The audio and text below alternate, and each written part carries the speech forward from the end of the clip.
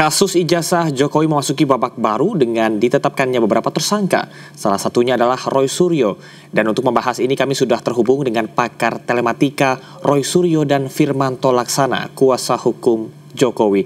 Kita akan ke Roy Suryo terlebih dahulu. Halo Mas Roy dan juga Mas Firman. Ya, selamat sore Mas Amar, selamat sore juga Pak Firman, selamat sore Mas. Baik, saya langsung ke Mas Roy. Mas Roy, bagaimana tanggapan Anda pertama kali mendengar bahwa Anda resmi ditetapkan sebagai tersangka? Gak apa-apa, saya malah gak kaget. Karena harusnya kan kalau harapannya kan begitu awal Juli yang lalu, katanya sudah naik ke penyidikan.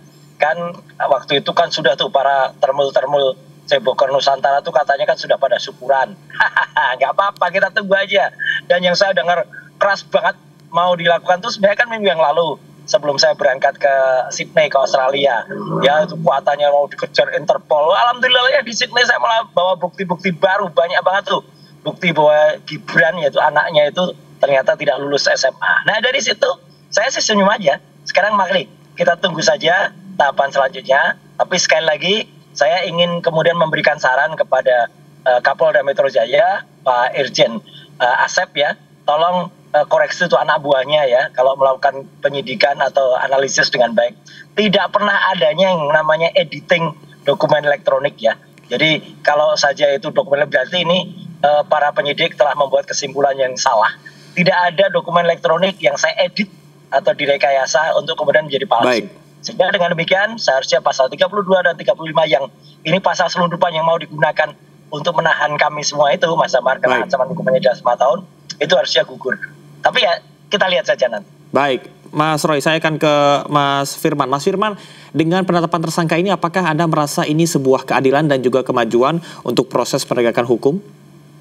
Ya, terima kasih sebelumnya. Selamat sore semua. Jadi sesungguhnya ini adalah hal yang ditemukan oleh pihak penyidik pada saat penyidik melakukan penyidikan.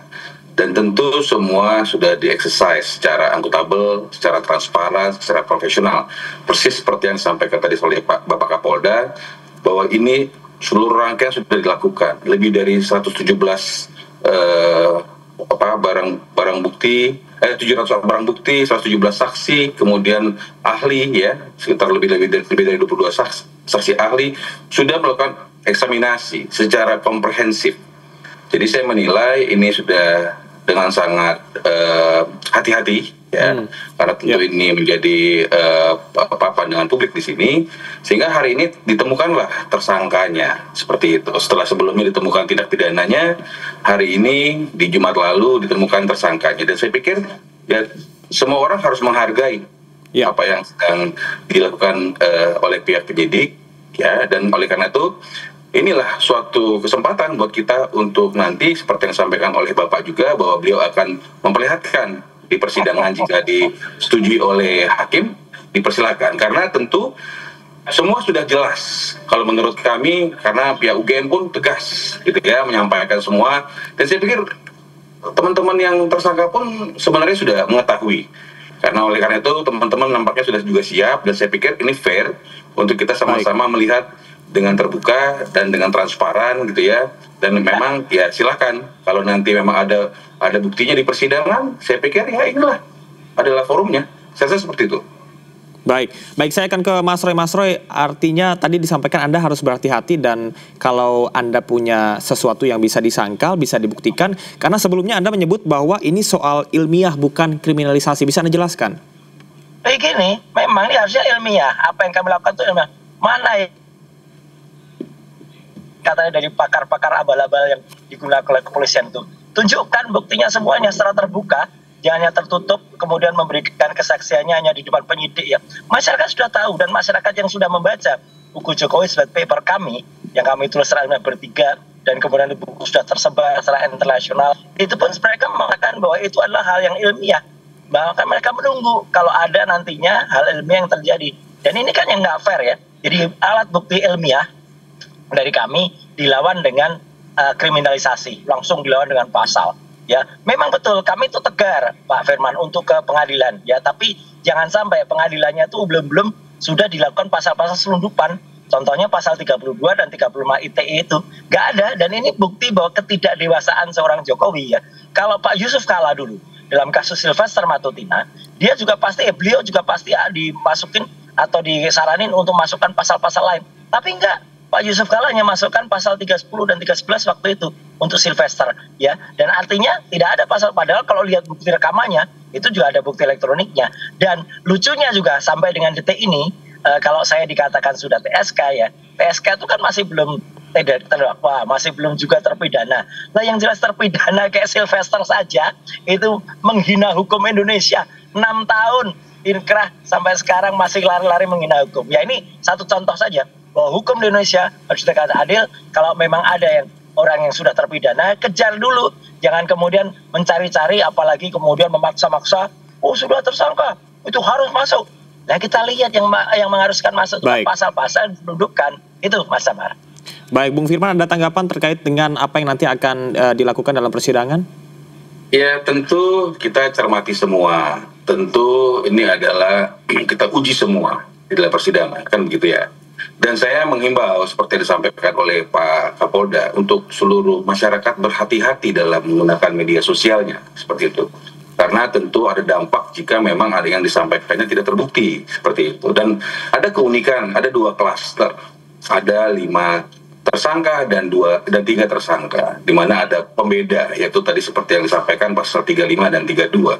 Nah ini menarik, jika nanti penyidik menimbang bahwa ada upaya-upaya antara lain seperti mengulangi tindakan pidana yang sudah ditemukan sebelumnya dan atau merusak atau menghilangkan barang bukti, maka berpotensi dilakukan penahanan, seperti itu. Oleh karena itu kita juga menyampaikan kepada halayak ramai selalu bahwa tolong stop semua, kita cermati, kita hargai apa yang disampaikan oleh penyidik, disampaikan oleh Bapak Kapolda, dan kita lihat nanti di dalam persidangan. Dan oleh karena itu kita minta seluruh pihak untuk berhenti, ya, kembali kita sampaikan berhenti, mohon untuk bersabar. Forumnya sudah ada nanti ketika ini naik, kemudian tahap 1, tahap 2, kemudian naik ke persidangan, disitulah nanti kita uji semua. Tapi tentu kita sampaikan hati-hati nih, karena tentu ketika masih terus agresif dan sebagainya, bisa saja walaupun untuk kewenangan daripada penyidik bisa saja dilakukan penahanan. Tapi ya kita tunggu saja, saya pikir seperti itu. Baik, Mas Roy, verifikasi yang dilakukan oleh UGM dinilai sah dan juga Kapolda ini menyatakan ada proses gelar perkara dan penyidikan melibatkan 130 saksi dan 22 ahli. Apakah dari Anda, Mas Roy, akan mengajukan saksi atau ahli independen juga? Iya pasti, karena UGM itu kan sebuah institusi dan UGM itu juga tidak mesti semuanya atau 100% itu juga jujur. Banyak oknum di sana. Dan itu semua juga kita tahu lah, di balik mereka-mereka itu semua ada apa. Ya, jadi biarkan nanti masyarakat juga bisa menilai ya orang-orang yang telah berani melacurkan profesinya untuk hal-hal yang sebenarnya tidak benar. Nggak apa-apa, pengadilan dunia itu tetap akan kalah nanti dengan pengadilan akhirat, ya gitu. Jadi saya percaya bahwa Allah Subhanahu Wa Taala akan melakukan bimbingannya, ya, dan kemudian meridhoi jalan yang benar-benar kalah di persidangan dunia. Sekali lagi itu tidak masalah, karena sebenarnya kita yakin pasti dan kita pegang, dan dalam hati yang paling dalam sebenarnya tahu. Dan soal akan dibuktikan atau ditunjukkan di persidangan, itu sekali lagi saya senyum-senyum saja, karena sampai dengan sekarang yang namanya dokumen ijazah asli itu kan tidak pernah bisa dimunculkan. Bahkan terakhir itu berbohong tuh para termul itu ya gitu, yang katanya mereka datang ke rumahnya Jokowi kemudian ditunjuk.